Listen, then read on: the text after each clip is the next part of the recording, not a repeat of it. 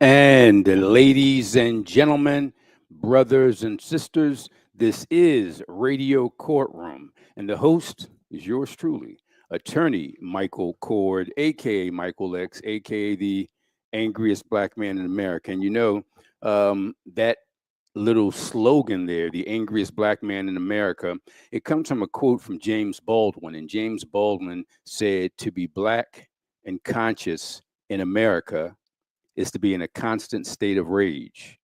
And that simply means that the more you know about the history of race and racism in America, the more enraged you are. But what James Baldwin made clear is that the rage cannot be destructive, it cannot be negative, it cannot be counterproductive.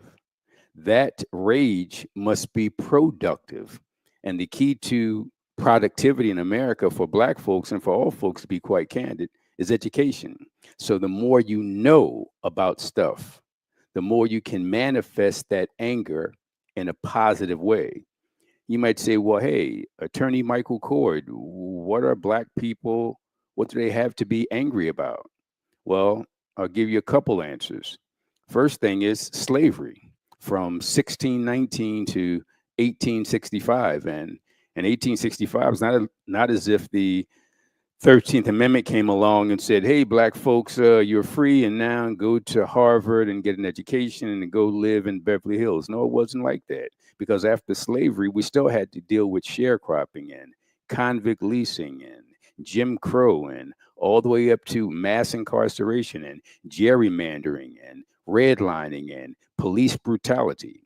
So it never really ended for us. And people say, well, come on, Mike, I get you for the in regard to the 1619 to 1865. Yeah, even the most racist people in the world can't deny that horror. And by the way, it's really interesting when people talk about MAGA, make America great again. When was it great? Certainly wasn't great before 1619, even after 1619 for the red people who lived here first. It wasn't great for the Black people from 1619 to 1865, and even beyond that, with, as I said, sharecropping and convict leasing and gerrymandering and redlining and lynching and Jim Crow and all that stuff. Even today, it's not great for Black people. And folks say, come on, be real. I get the 246 years from 1619 to 1865, and maybe even up until, say, the 1950s or maybe even the 2000s. Hey, after that, things were sweet for Black folks. But if you think it was, if you think it is for Black folks, answer this question for me. If today, in 2025, all things being equal, same job, same clothing, same income, same education, same everything, you're driving up Broad Street or anywhere in Philly, anywhere in America, and it's, I don't know, 1 or 2 o'clock in the morning. And as you're driving up the street, lights and sirens from a police car behind you.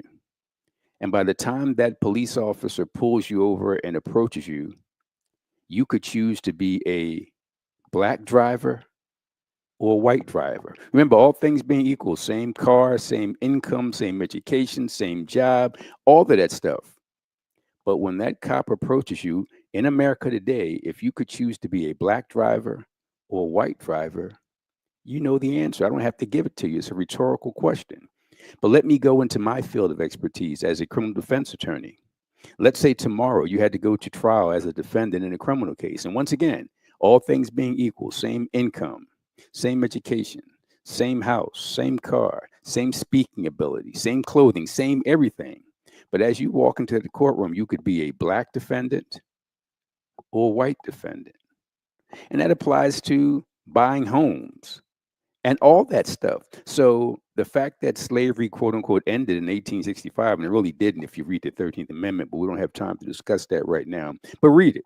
Read the part about slavery and involuntary servitude are hereby abolished, not period, not exclamation point, but instead it's a comma. Slavery and involuntary servitude are hereby abolished, comma, except following a conviction for a crime.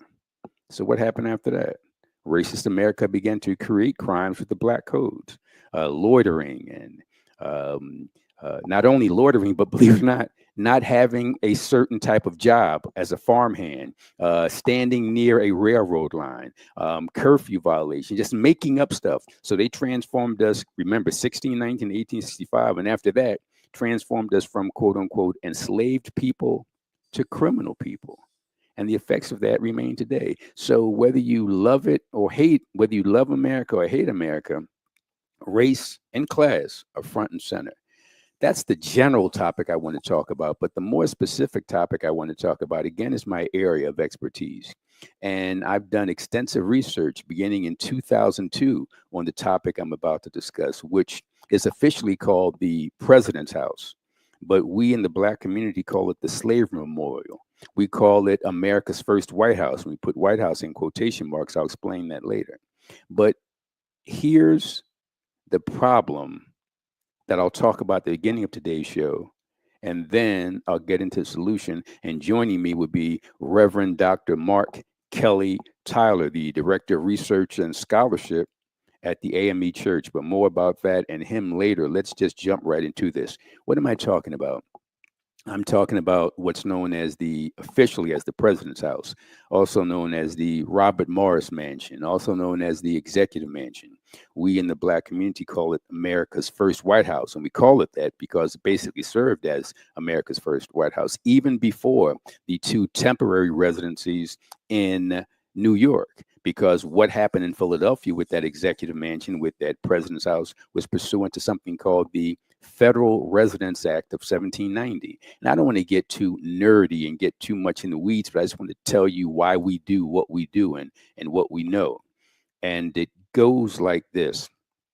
In 1790, America was about to do its thing and, solidify its status as an official government, and have a capital and all that stuff. And they were planning to do that in Washington, D.C., but much of D.C. at the time was swampland. So they needed a temporary location. And they selected Philadelphia, pursuant to the Federal Residence Act of 1790, and designated Philadelphia. And of course, if you're going to put the president in that temporary capital, you need a really nice house. And the house they wanted and the house they got was the Robert Morris Mansion, because it was one of the most majestic houses in Philadelphia, located at the time at 6th and Market Street. Back then, they didn't call it Market Street, they called it High Street. So Robert Morris agreed to lease his majestic house to the federal government to serve as the Executive Mansion, to serve as the President's House, and what we in the Black community, what we call America's first White House, and we also call the Slavery Memorial. But more about that later. So we're in 1790, Federal Residence Act, Philadelphia's the capital. George Washington comes to Philadelphia to serve as America's first president. You notice I mentioned the Robert Morris Mansion because it was a gigantic, beautiful, majestic facility. And the federal government leased that from Robert Morris. But, race and racism weave their way through the entirety of American history. It's pervasive because who was Robert Morris? He was a wealthy man who got much of his wealth from the slave trade. Think about that. We don't have too much time to talk about him. So let me jump right into what we're here for. So we got the President's House, 1790, Philadelphia, 6th and Market. Fast forward from 1790 to 2002. Here's the backstory. There was a newspaper article here in Philadelphia about how the Liberty Bell Center, which was on the corner of 5th and Market, was going to move, and it had to move because it was too cramped, it was too crowded, it was too congested, because literally millions of tourists from all over the planet were coming. And because it was so cramped and congested and crowded there, the federal government decided to move that facility about a block west where there was more space. And that space is 6th and Market. This, remember, is in 2002. So we in the Black community, we hear about that and say, okay, interesting, but not really relevant to us. But the second thing in that story, after the move from 6th and Market, after the move from 5th and Market westbound to 6th and Market, then they found out that 6th and Market site was actually America's first White House. It was officially called the President's House or the Executive Mansion, but it served as America's first White House. And we're in the black community once again, 2002. We said interesting, but not really relevant to us. That was the second thing. Then the third thing. So follow me, folks, in this because there's going to be a test at the end. Liberty Bell Center moves a block west because they needed more space. That's number one. Number two, historians find out that that space that they're moving to at 6th and Mark is where America's first White House stood, then known as the President's House, the Executive Mansion, the Robert Morris Mansion, whatever you want to call it. That was the second thing. And the third thing so that second thing, black folks heard and said, no big deal, interesting, but not really relevant to us. But the third thing was completely and directly and immediately relevant to us. And what was that thing? Slavery.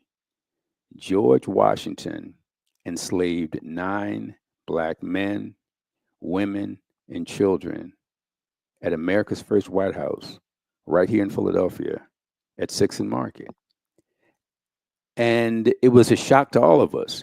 I had a great education. I went to Masterman. I went to Cheney, America's oldest HBCU. I went to law school as a practicing attorney and never heard anything about slavery in Philadelphia at America's first White House with George Washington. But that was it. That was the third thing we found out. And so we, black folks in Philly, angry activist black folks in Philly, came together and formed a group called Avenging the Ancestors Coalition, ATAC, Avenging the Ancestors Coalition. And avenge, by the way, is not synonymous with revenge. For those who need to know, revenge means I'll do the same bad thing to you that you did to me. Revenge talks about the victimizer, but we call ourselves attack, avenging the ancestors coalition, because to avenge focuses on the victim and tells the story of the victim. And we want to avenge our enslaved ancestors, hence avenging the ancestors coalition. So we came together in 2002 after the story broke, and we battled for 8 consecutive years, protests and demonstrations and rallies and meetings and negotiations, all those things for 8 years. And on December 15, 2010, that's December 15, 2010, the grand opening of the first, I repeat, the first slavery memorial of its kind on federal property, grand opening took place on that day, December 15, 2010. And by the way, the design, if you go there, you can go there 24/7. It's an outdoor exhibit put together by a black architectural firm here in Philadelphia, Kelly Maella. So this is December 15, 2010. We're all happy. History was made. Now on to something else. That's 2010. 15 years later, just a couple weeks ago, in 2025, there's news. Actually, it was technically before that because it really took place in January, where President Donald Trump was inaugurated. And when he was inaugurated, he issued many, I don't know, probably 15, 20, 25, I don't know, maybe 100 executive orders, pretty much just attacking people who had history of being oppressed. And with all those executive orders, many of them focused on black people. And one of those executive orders from January 2025, the same day that the president was inaugurated, dealt with the issue of historical sites. And that's when we're here today, when I'm here today, when you're watching today, and we're talking, what we're talking about is the Interior Department. That's a federal agency that manages federal land. That's basically what it does. And then beneath that, as a component, is the National Park Service. And the National Park Service basically oversees federal or national parks. That's basically their responsibility. That's the National Park Service. And then beneath that, locally, is Independence Historical Park. That's right here in Philadelphia.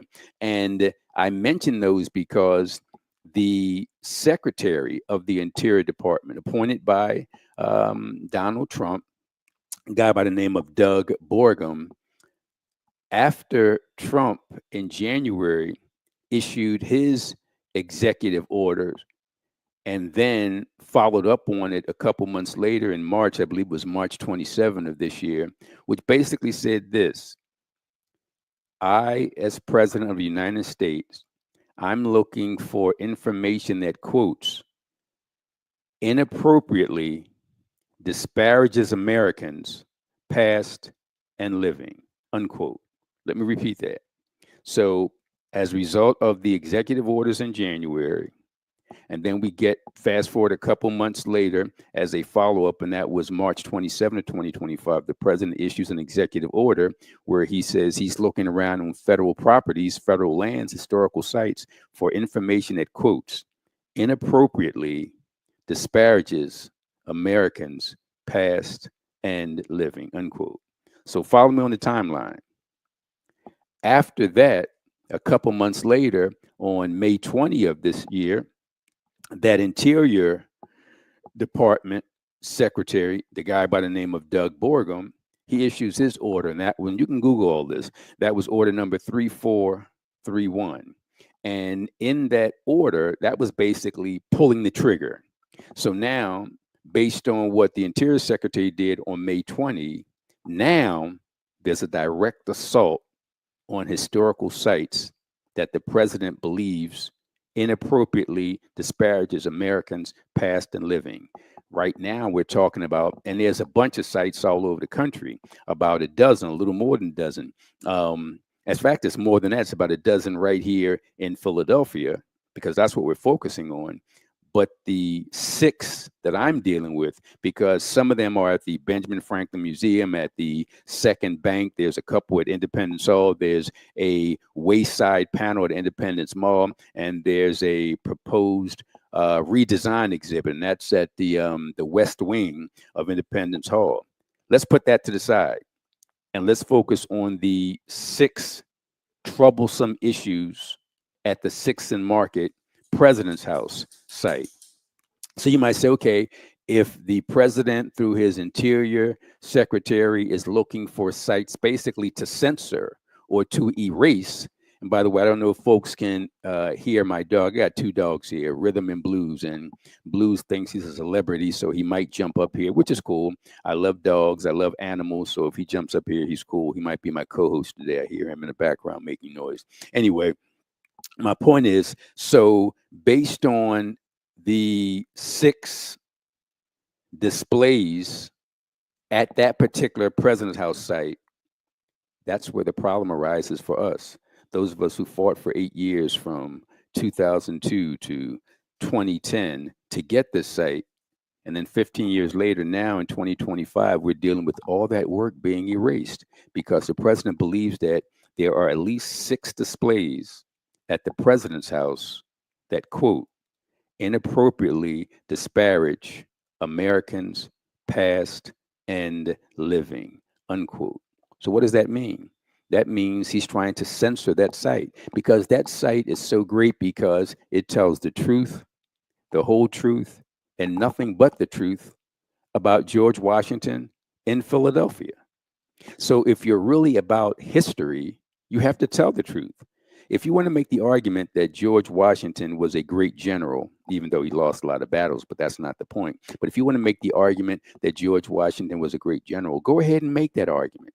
If you want to make the argument that George Washington was a great president, go ahead and make that argument.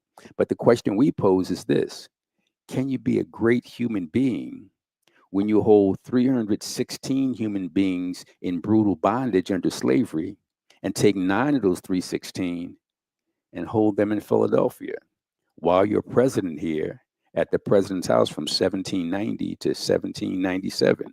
So we just want to put the information out there. But the president, the current president, doesn't want the information out there. I don't have enough time to go into detail about all 6 of the displays, but let me quickly summarize them. One of the displays is entitled Life Under Slavery. And the reason why President Trump doesn't like that display is because it highlights, quote, whippings and deprivation of food and clothing and shelter. It also talks about beatings and torturing and rapes. That's the information there in that display under the heading of Life Under Slavery. Well, you don't have to be a historian to know that Black people were whipped under slavery. Black people were deprived of food, clothing, and shelter under slavery. Black folks were whipped during slavery. Black folks were tortured during slavery. Black folks were raped during slavery. So we're not making up anything. So what could he be upset about?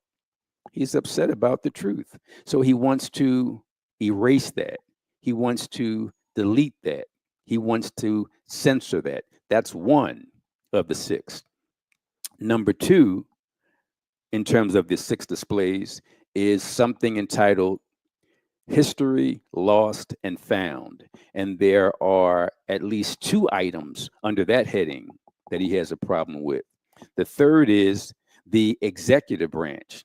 And there are three items under that heading, actually, two items under that heading, executive branch, that he has a problem with. That's number three of the six. Number four of the six is, and I love the language of this heading. Number four is, quote, the dirty business of slavery. The dirty business of slavery. And in that section, it talks about rape. It talks about forced breeding. Yeah, black women were raped during slavery.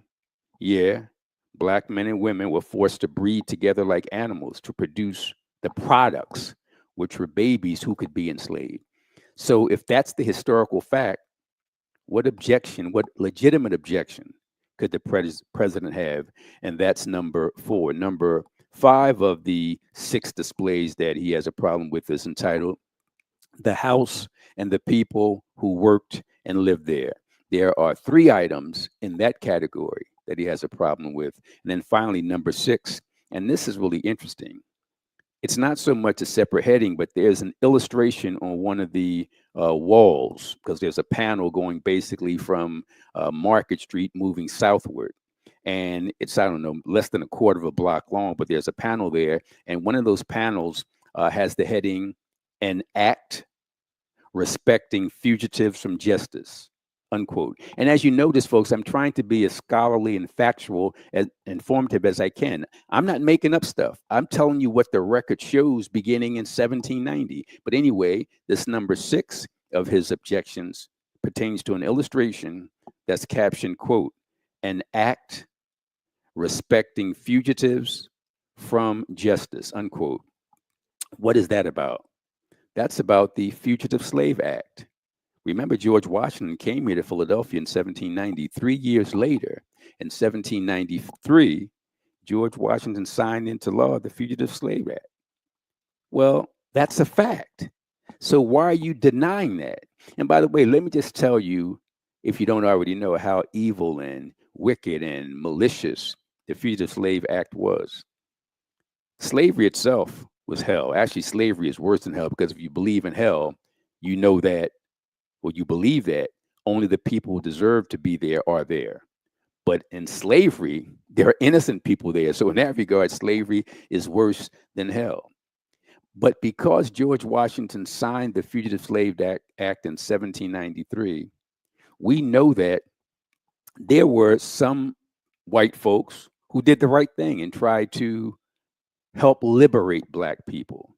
But what the Fugitive Act of 1793 said, which George Washington signed into law, basically this: if you're an enslaved black person, you escape a an enslaved colony or an enslaved territory, and you escape there and you get to a free area. Well, as long as it's in then America as we knew it back then, as long as it's there, the Fugitive Slave Act said no, no, no. Simply because you escaped, that doesn't free you. You're now a fugitive. In fact, it's weird because the act says that you're a fugitive from justice. What the hell are they talking about? How are you a fugitive from justice when you're escaping slavery? Is slavery justice? Well, that's what the act says. It's synonymous for them. It doesn't say an act respecting fugitives from slavery. It says an act respecting fugitives from justice. So if you flee slavery in the white racist mind, you're fleeing justice. Therefore, we have the right under the Fugitive Slave Act to take those escapees and throw them back into slavery and punish the white folks who helped free us. Everything I just told you is a part of the historical record. There's nothing I would love to debate. No, I wouldn't. I was about to say I would love to debate President Trump, but that would be a complete waste of my time. I was going to say I would love to debate the Interior Secretary Doug Burgum, but he's just a hatchet man for Trump. So there's a classic line from one of the songs by Jay-Z where he said, never argue with the fool because from a distance, nobody knows who's who. Other thing is this: when you debate people on issues that have no legitimate opposition, you raise it up. It's like debating: is slavery good or bad? Is apartheid good or bad? Is the Holocaust good or bad? The fact that you debate somebody on those issues, you give the opponent legitimacy. Well, I'm not going to give anybody legitimacy to argue that the information at Six and Market is not correct. It's clearly correct. So those are the problems that I just laid out. I'm about to share with you some of the solution. But remember, folks, as I pointed out, write all this stuff down because there will be a test at the end. Remember, 2002, we in the Black community, we found out, pardon me,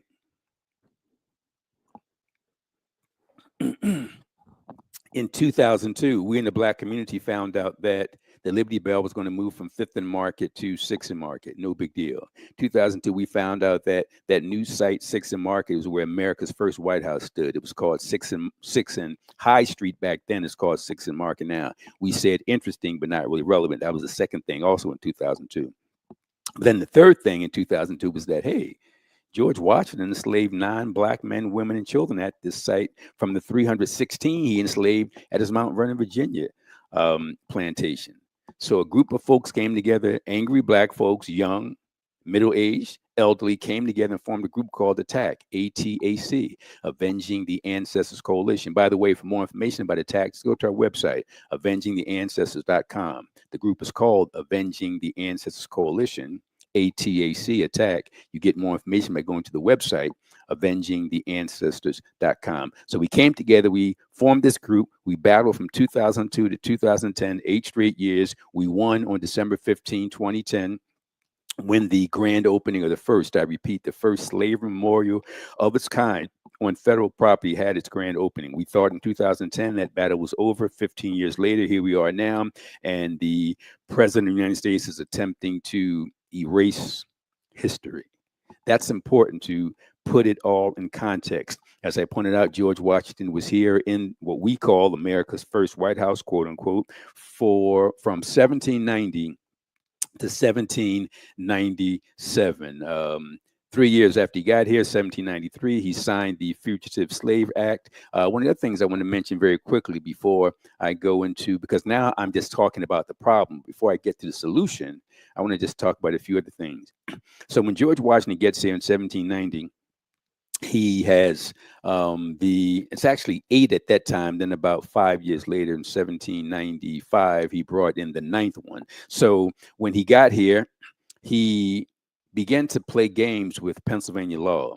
There was a Pennsylvania law called the Gradual Abolition Act. And the Gradual Abolition Act was passed in 1780. And it's a bit more detailed than what I'm about to share with you. But in a nutshell, it comes down to this. If you, as a white person, bring enslaved Black people into Pennsylvania and you keep them here for 6 consecutive months, at the end of that 6 months under Pennsylvania law, those enslaved Black folks in Pennsylvania can petition for their freedom. So what George Washington would do is to rotate them. What does that mean? Toward, as he got close to 6 months, whether it was 5 months, 29 days, or 5 months, or 4 months, whatever, he would take them back to Virginia or take them across state lines, because he knew that when he brought them back, the 6-month clock starts all over again. So he thought he was skirting the law based on what was passed in 1780 under the Gradual Abolition Act. But there was also an amendment to the Gradual Abolition Act, came 8 years later. So you had the Gradual Abolition Act in 1780, and then you had the amendment to the Gradual Abolition Act in 1788. And what that act said was this, basically: hey, we found out that there are people bringing enslaved Black people into Pennsylvania, and they're ignoring our 1780 law by playing games and rotating these people across state lines to skirt the 6-month requirement issue. So if we find out that you're doing that, we are not only going to charge you with the crime, but we're going to basically expedite the freedom of the black people you were playing with. So you had the 1780 law, you had the 1788 amendment, and you had George Washington coming here 2 years later in 1790 and still playing that game of rotating black folks. So he went from being a what he thought was skirting the law to actually breaking the law. That's an important factor. And by the way, there's a lot of stuff I'm sharing with you, and I know you won't get it all, but I put together in 2002 an article, a scholarly article entitled "The Black Eye on George Washington's White House," and it's published in the Pennsylvania Magazine of History and Biography. You can get this for free simply by emailing me, and I'll send it to you. It goes into all of the historical detail. Just email me at michaelcordx@gmail.com. By the way, we have a great engineer and producer today, Camille, and as I'm talking, she's posting stuff up on the screen for you to see. So email me at michaelcordx@gmail.com. And all the stuff I'm sharing with you is in the article I wrote in the Pennsylvania Magazine of History and Biography. I wrote it 3 years after Attack was founded, so that would have been in 2005, and I will get you a copy. I just wanted to mention that to you because that's important. Before I go through the solution, let me just give a big shout out to the people who were instrumental beginning in 2002. Arguably, not arguably, let me just say definitely, the greatest bibliophile and historian and collector in Philadelphia history, in Pennsylvania history, definitely, and arguably in American history, the great preeminent ancestor, Charles Blockson. He was there in the beginning fighting the good fight, has since become an ancestor. And as part of Attack, we had some of the greatest scholars in American history. We had the great Dr. Shirley Parham from Cheney University. We had the great Dr. Edward Robinson. We also have still with us the great Dr. Molefe Kete Asante. And these great historians, they would do their thing. They would get this information out of the dusty books in these dusty libraries, and we would take that dusty information, the activists would take that dusty old information from these great scholars and convert that dusty information into cultural ammunition. And we used that cultural ammunition from 2002 to 2010 and won the great fight. So before I go on, I just want to give a big shout out to the great Charles Blockson ancestor, the great Dr. Shirley Parham, the official historian of Attack. That was Dr. Shirley Parham, just like the great ancestor, Dr. Edward Robinson, another official historian of Attack. And finally, a man who is still with us, an elder, and just as intellectually sharp as he's always been, the great Dr. Molefe Kete Asante. Those three served as the official historians for Attack, providing us with old information that we converted into cultural ammunition. But I had to start by giving the biggest shout out to Charles Blockson, the great Charles Blockson, because he lived his life telling the story of Black people. Those are the Black folks I wanted to mention. I also got to give a shout out to a white guy, Ed Lawler. Ed Lawler was the guy who pretty much unearthed all this information. He basically lit the spark. So I got to give a big shout out to Ed Lawler, who did a fascinating job providing Attack and others, including scholars and intellectual and historians with information that they weren't aware of. So big shout out to a white ally in Ed Lawler. So folks, I just laid out the problem. What now is the solution? And by the way, in about 7 minutes, we're going to have a guest, Reverend Dr. Mark Kelly Tyler. More about him, but he'll be joining us at 4:10 in about 7 minutes. So keep your dial locked. But let me just wrap up this part that I'm talking about with, I talked about the problem. So what's the solution? If Donald Trump is trying to censor and erase Black history at America's historical sites, and that's the problem, and it is, what are we going to do about it? Well, we formed a coalition, and I'm going to talk more about who the we is. This coalition will have a major, and I do mean major, press conference / public rally tomorrow, Saturday, August 2, 2025, 4:30 p.m. at 6th and Market. Tomorrow, Saturday, August 2, 2025, 4:30 p.m. at 6th and Market, so that we can share some of the information I shared today and then do something to protect not just Black history at America's historical sites, but American history at America's historical sites. Let me read part of the highlighted portions of a press release that was prepared thoroughly professional by the Roz Group. It goes like this. And again, I'm not going to read the entire press release. I'm just going to read the pertinent portions before we hear from the great Reverend Dr. Mark Kelly Tyler. It goes like this. Philadelphians organize against attempts by Trump administration to censor the story of enslavement at the President's House Memorial. When news broke on July 23 that the Trump administration is seeking to decimate the history of enslavement at the historic President's House, which is next to the Liberty Bell Pavilion, shockwaves rang out throughout the city and beyond. Calls to activist and attorney Michael Cord, yours truly, were immediate. Supporters of the memorial are encouraged. This is important. Supporters of the memorial are encouraged to gather at the site on 6th and Market on Saturday, August 2 at 4:30 p.m. for a press conference slash rallying call that will serve as a public kickoff, acknowledging that people are prepared to take strategic and collective action. I love that phrasing by the Roz Group because it will be strategic and collective action. We're not going to go out there spontaneous, not going to go out there willy-nilly, not going to go out there just to raise hell and yell and scream. No, we have a strategy. This is not checkers. This is chess for us. The press conference goes on to read as follows. Cord, leader of Avenging the Ancestors Coalition, also known as ATTACK, along with the late prominent, and this is important, along with the late prominent historian, collector, and bibliophile Charles Blockson, leader of Generations Unlimited, were key figures in organizing the protests that resulted in the creation of the memorial. And here's a quote from me. The site is a perfect example of what can be accomplished when the voices of the people are not only heard, but acted upon. Then I added that America's prominence today exists only, and I do mean only, because of America's enslavement of Black people yesterday. And the truth, the whole truth, and nothing but the truth about America's real history must be told, especially at this preeminently historic site.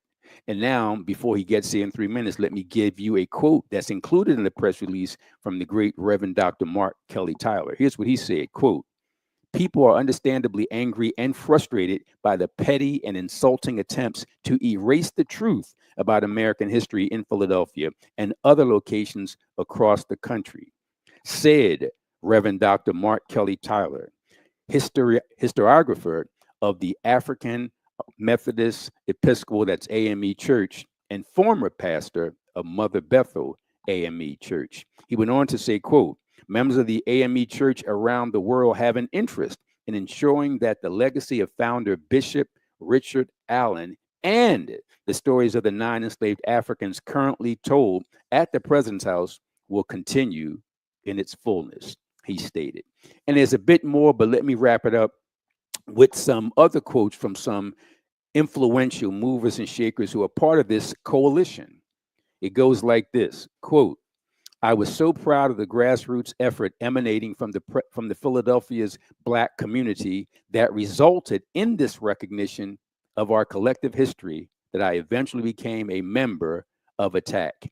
And when this sister said that, that warmed my heart, the fact that this big time, thorough lawyer decided that she, after the events took place, because initially, and this is really important, by the way, let me just define or describe her to you, identify her to you before I continue. That quote I just gave you, which was, I was so proud of the grassroots effort emanating from Philadelphia's Black community that resulted in this recognition of our collective history that I eventually, which means later, eventually became a member of ATTACK, said Michelle Flamer, retired senior attorney for the city of Philadelphia, who shepherded the legal aspects of the project. Think about that. The senior attorney for the city, who shepherded the legal aspects of the project, later and eventually, because she was so impressed by the grassroots activism, became a member of ATTACK. Absolutely powerful. And then, speaking of absolutely powerful, Roz McPherson, who served as project director, shared that managing the project was one of the greatest learning experiences of her life. Quote, especially witnessing more than 300,000 awestruck visitors over a 3 month period, peering down into an active archaeological dig that eventually became the president's house. And at the center, something called a vitrine, a glass enclosure where you can look down into 1790, the foundation of the kitchen area. Then it goes on, and I'll wrap up by saying this. As plans, and this is a press release, as plans to commemorate the nation's 250th birthday go into full swing, that'll be July 4 of next year, 2026, it is important to share the complete, I repeat, the complete story of Philadelphia as the fulcrum in the birth of the nation. The narrative is one of a complicated diversity that existed in the region, and that both freedom seekers and free blacks made the journey to Philadelphia with support from a culturally inclusive group of people. The press conference on Saturday is a rallying call for those who are interested in working to preserve this important story. So I started out talking about the problem. This is the solution. What is this? This is the press conference rallying call taking place on Saturday. That's tomorrow, Saturday, August 2, 2025, 4:30 p.m. at 6th and Market. And by the way, if you want more information, it's a number of ways you can get it. Let me give you the contact information that's on the press release. Contact Roz McPherson, that number 215-765-3222. Once again, Roz McPherson, 215-765-3222. And also Chioma Udo. That number is 484-848-6847. That's Chioma Udo, 484-848-6847. Or you can just email me at michaelcordx@gmail.com, and we'll give you all the information you need. But folks, if you want to protect Black history in America, if you want to protect American history in America, be there tomorrow, Saturday, August 2, 2025, 4:30 p.m. at 6th and Market. At this point, I believe we have the great Reverend Dr. Mark Kelly Tyler available, and I want him to chime in and talk a little bit about his perspective. And we know that he was running around today doing some great work in the community, so he might be tied up.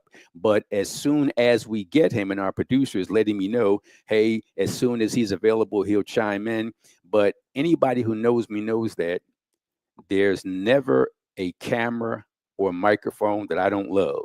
So I can just go on and on and on and on. So as soon as we get the great Reverend Dr. Mark Kelly Tyler, we'll certainly bring him in to become a part of the conversation. But at this point, let me just add a few of the things that are so important for us to share. And what we're going to do at this point, just so we can line things up for Reverend Dr. Mark Kelly Tyler, we're going to take a quick commercial break. And that commercial break will last for maybe 30 seconds or 60 seconds. But we're going to do that right now, thanks to the expertise of our producer, and see if we can line up the great Reverend Dr. Mark Kelly Tyler. So keep your dial locked. We'll be right back in about 30 seconds.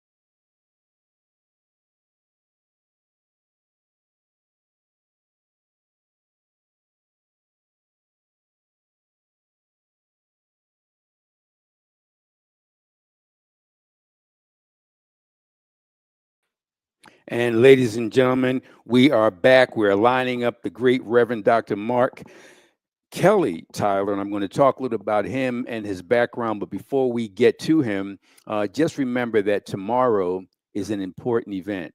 You know, there are times in history where you want to be able to say that you were on the right side. You want to be able to say that you did what needed to be done. You need to be able to say to your children and your grandchildren and your great grandchildren that I did what needed to be done. Well, Attack and others in 2002, we did what needed to be done. And we battled for 8 straight years and won that battle in 2010. And we thought that was the end of it, but we obviously didn't appreciate the depth of racism in America. And now, 15 years later, from 2010, here we are in 2025 and trying to fight the battle again. But just like we won in 2010, we're going to win in 2025. And we're going to win beginning tomorrow, Saturday, August 2, 2025, 4:30 p.m. at 6th and Market. And, you know, I was talking about what's shown, the history that's shown at that site, the President's House at 6th and Market. But there's stuff I didn't even get into in regard to George Washington. For example, we are taught that George Washington chopped down a cherry tree and didn't lie about it. Well, that never happened. But we're taught that. We're also taught that, and by the way, I'm informed that the great Reverend Dr. Mark Kelly Tyler will be joining us in just a couple seconds. So we're taught that he chopped down a cherry tree and didn't lie about it. Never happened. We're taught that he had wooden teeth. No, not really the case. You're going to be shocked, folks, so fasten your seatbelt. You're going to be shocked when I share with you what I'm about to say. And it's this: George Washington, quote, had teeth yanked from the heads of his slaves, unquote. That's so explosive. I have to repeat that. George Washington, quote, had teeth yanked from the heads of his slaves, unquote. How do we know that? Because we know that in 1789, a Philadelphia dentist transplanted the teeth of enslaved black people into the mouth of George Washington. And again, folks, don't just accept what I say because I say it. Instead, read a book entitled George Washington's Teeth, an unconventional guide to 18th century dentistry. The book is written by Robert Darnton, Darnton. And Robert Darnton is no joke. He served as the American Historical Association president. He was the director of the Harvard University Library. So I think he knows a little bit about what he's talking about. That's 1789, where again, we find out that the teeth in George Washington's mouth were, quote, yanked from the heads of his slaves, unquote. That's 1789. Let's go 5 years earlier in 1784, where the scholars found out that his teeth were, quote, transplanted from the heads of his slave, transplanted into his mouth, unquote, from the mouths of his enslaved property. That's 1784. Quote, the teeth of George Washington were transplanted into his mouth, unquote, from the heads and mouths of his enslaved property, quote unquote, enslaved property. How do we know that? There's a book called An Imperfect God, George Washington and His Slaves. And this book is a powerful book that you ought to read because it explains in detail precisely what I'm talking about. It was authored by Henry Weincheck, that's spelled Wiencek. And just like Robert Darnton was no joke, Weincheck, no joke. He was the member of the Library of Virginia. In fact, he was on the board of trustees of that group. So that's the type of information that we're talking about. Speaking of information to talk about, let's go right now for the next 6 minutes or so to Reverend Dr. Mark Kelly Tyler. He's going to share some pertinent information with us. And without further ado, let me just say that he's a director of research and scholarship at the AME Church. There's a little more about him. So for the first 30 seconds or so, Reverend Dr. Mark, now just let folks know who you are. It's not like you Googled some stuff last night and then came on the show today. The stuff that you do. Talk about it for 30 seconds. Sure, I'm like the Wikipedia expert of the AME Church. No, seriously, Michael. First of all, it's great to be on here with you, and I'm just listening and kind of running back through the history of the last 16 or 17 years since we've known each other. And that George Washington story about the teeth is something I've shared repeatedly in classes that I teach on Black history. Used it even in sermons because, again, people need to understand the full impact of slavery and what it had, especially in America's founding home, so to speak. So my new position, I was elected in the AME Church last year as the historiographer slash executive director of research and scholarship. This position means that now I get to go around the world to the 39 countries where the AME Church finds itself on 5 continents, talking about the history of African Methodism, which began right there in Philadelphia, just footsteps away from the slave memorial to Africans in this country right there on 6th and Market. They called it the White House, but we know the truth. So I'm glad to be here, Michael. Glad to have you. Unfortunately, run out of time. So for 5 minutes, I'm already sitting down, but I'm going to shut up. So for 5 minutes, it's on you. What do you want to share with the audience? Well, listen, I mean, first of all, we are glad to be in support of what ATTACK started so many years ago. And it just seems amazing when you think about the history of the president's house, the slave memorial, that it began with a denial of the story, that people did not want to accept that the story was real. And here we are now, fast forward to an administration that not only wants to deny the story, but wants to either whitewash it or make the story go away. It's important that we keep the story alive at the president's house, what you all have done. And I was just blown away when I first walked in and saw how prominently featured Richard Allen was, the founder of the AME Church, who's buried at Mother Bethel. And, you know, we know for a fact that Richard Allen and his second wife, Sarah especially, but we believe Flora as well, who died relatively, young into their marriage. But Sarah, who came along, was noted in her obituary in the late 1840s as an active member of the Underground Railroad, who they said her purse was always open to the fleeing slave trying to become free. And so the fact that Richard Allen and his family and others who were in the White House all the time because he ran the chimney sweep business that kept the Washingtons from burning down and keeping them safe from carbon monoxide poisoning, he had the contract on that business as an entrepreneur, in addition to being a preacher. And so when I walked in and saw how prominently he was featured, I said, man, this is amazing. It tells the story of Black self-determination and independence, but it also tells the story of the fact that freedom was coming in contact with people like Hercules, who ran away, and Oney Judge, who ran away. And we have to believe that at some point, those lines were crossing, and that these early Underground Railroad conductors were also bringing, in addition to services, they were bringing messages of how to get free. And so we can't let that story go away. We've got a person now who, if there's bad news, he wants to fire the person who delivered the message. This is absolutely ridiculous. History is history. It's not even just Black history. This is America's history. And America has to face it if America wants to fix it. I heard a famous preacher say that once, and this is absolutely happening in the president's house, and we can't let that go away. Let me ask you, Reverend Dr. Mark Kelly Tyler, in our last 2 minutes, why are you involved in the press conference and rally tomorrow? What's the point?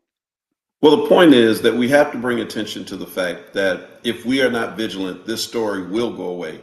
I can't begin to imagine the kind of work and effort that went into this with ATTACK and all the other people who were there fighting to make this story a reality. And if you are not vigilant, if you are not, I heard you say a moment ago, We fought this battle, we won, we thought it was over. But the fact is, it seems that we have to fight this in every generation. And so I'm standing there to let you all know that the resources, the historical resources and activists and everyone else who are in the AME church, we're going to make them aware of this and to let them know that we cannot let the story get whitewashed, that the truth of the president's house has to continually be told and even expanded as well. I got to tell you, Reverend Dr. Mark Kelly Tyler, you're one of the greatest guests I have because you're so concise and direct. Usually I have to cut people off because they go around and around. You go right to the point. I'm so impressed with you. I'll give you the final 60 seconds. What do you want Well, people to remember from this interview? Final 60 seconds. sure. So first of all, be there on the corner, and if you're not there, share it on social media and let other people know about this. And Michael, let me just say again, I think it was Ben Franklin who said it not too many steps away from there, that the democracy that we have is going to be based on us. What we actually do to make it, to continue to live. He said it more eloquently, but I want to say that in the same regard to our history and our story, that it's up to us, that if we allow people to take our story and bury it under the ground, then shame on us. But if they take the White House away, this executive mansion, this slave memorial, then we need to stand on corners with signs in our hands, reminding people who are visiting the Liberty Bell and Constitution Center what actually happened in that place. We're not going to allow this to happen. We're not going back. I got to tell you, you just heard from the concise, in all caps, concise and enlightening Reverend Dr. Mark Kelly Tyler. Folks are running out of time, but as he said, be there. What's there? There is tomorrow, Saturday, August 2, 2025. 4:30 p.m. 6th and Market. There will be a press conference. There will be a rally. There will be marching orders, but mostly there'll be a strategy developed to make sure that Black history and American history are not erased. I'm going to end this show like I end every show, folks. It goes like this. Think Black. I'm out.